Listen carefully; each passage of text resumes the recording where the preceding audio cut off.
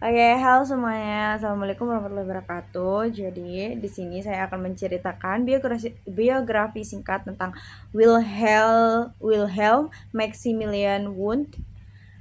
Langsung saja.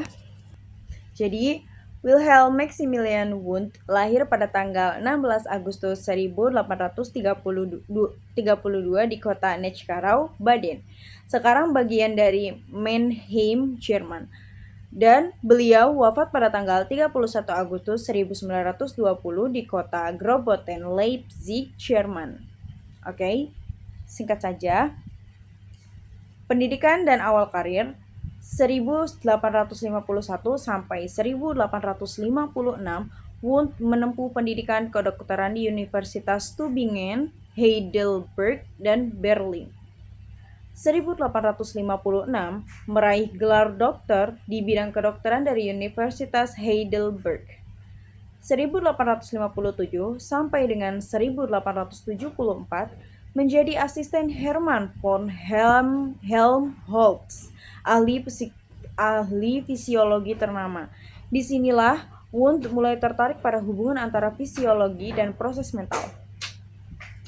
1864 diangkat sebagai dosen private atau private dosen di Universitas Heidelberg, mulai mengajar kuliah psikologi. Dan 1874 menjadi profesor filsafat di Universitas Zurich hanya selama 1 tahun, lalu dipindahkan ke Universitas Leipzig sebagai profesor filsafat. Yang kedua, kontribusi intelektual. Mendirikan psikologi sebagai ilmu mandiri. Yang kedua, laboratorium psikologi pertama 1879. Metode introspeksi terkontrol, strukturalisme cikal bakalnya, psikologi rakyat, Volkerpsychologie.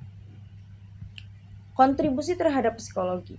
Wundt dianggap sebagai bapak psikologi modern karena ia adalah tokoh pertama yang mengembangkan psikologi sebagai ilmu eksperimental yang berdiri sendiri dan tidak lagi menjadi bagian dari filsafat atau fisiologi. Beberapa pencapaian pentingnya, 1879 mendirikan laboratorium psikologi eksperimental pertama di dunia di Universitas Leipzig. Ini menandai kelahiran psikologi sebagai disiplin ilmu independen.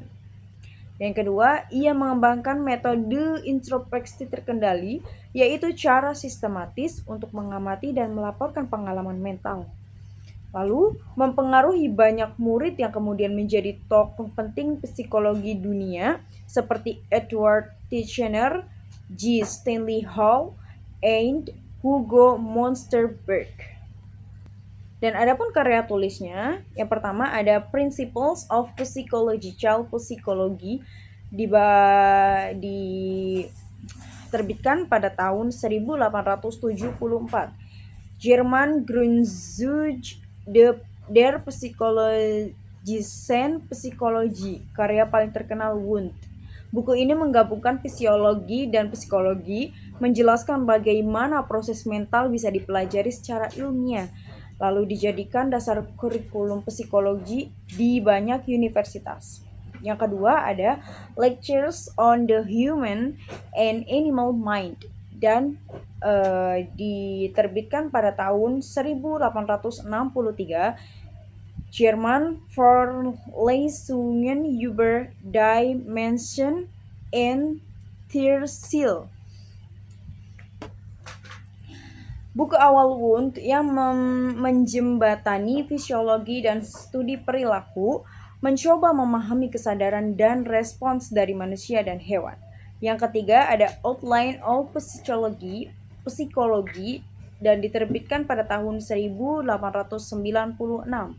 Buku pengantar yang menyederhanakan konsep psikologi eksperimental untuk membaca umum, digunakan secara luas sebagai bahan ajar. Dan yang keempat ada Volkerpsychologie, diterbitkan pada tahun 1900 sampai 1920. Karya besar dalam 10 jilid, membahas psikologi kolektif, bahasa mitos, budaya, hukum, seni, dan agama. menjadi dasar awal bagi psikologi sosial dan budaya. Yang kelima ada Logik der Geisteswissenschaften, diterbitkan pada tahun 1880.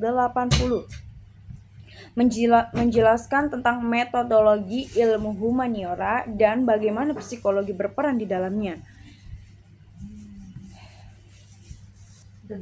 Jadi, korelasi dalam kehidupan sekarang adalah Wilhelm Wundt dikenal sebagai bapak psikologi modern karena menjadikan psikologi sebagai ilmu eksperimen. Pemikirannya masih relevan hari ini.